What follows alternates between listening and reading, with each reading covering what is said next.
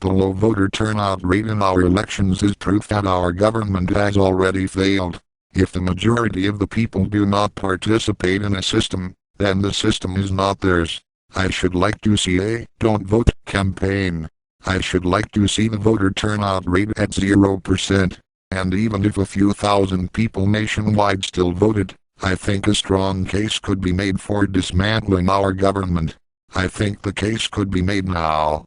It's in our Declaration of Independence. We hold these truths to be self-evident, that all men are created equal, that they are endowed by their Creator with certain unalienable rights, that among these are life, liberty and the pursuit of happiness, that to secure these rights, governments are instituted among men, deriving their just powers from the consent of the governed, that whenever any form of government becomes destructive to these ends, it is the right of the people to alter or abolish it, and to institute new government, laying its foundations on such principles and organizing its powers in such form, as to them shall seem most likely to affect their safety and happiness.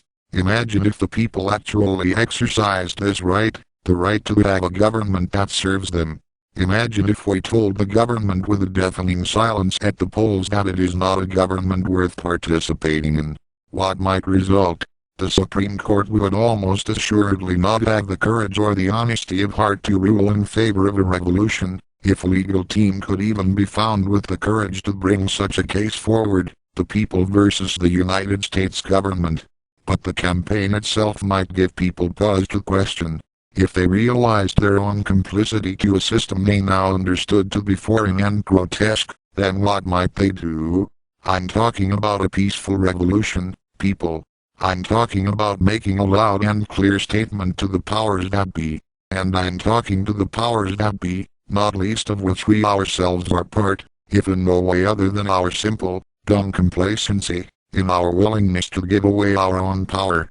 I'm saying that we the powers are human, so we must cooperate with each other.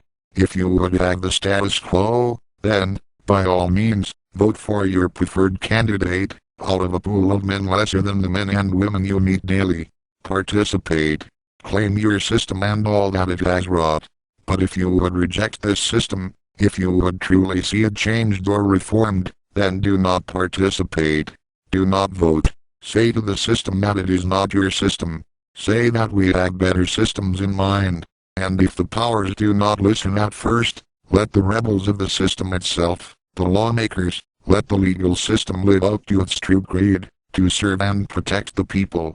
Let champions of the law redeem a noble endeavor that has become as contemptible as crime itself, there presently being so little difference in character between the two as to be considered negligible.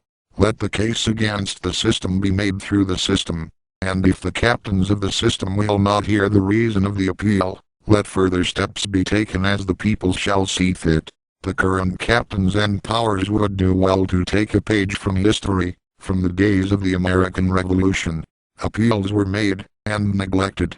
Yet the people would not be ignored forever. The people would prevail. But it could have happened in a cleaner, gentler way. So to the people, I say be not afraid. Have no fear of walking away from this system. Have no fear of no longer being able to suckle at the withering heat of power. We can achieve a better system, one in which we can feed ourselves on the bread of equality and cooperation. To the powers, I say be afraid.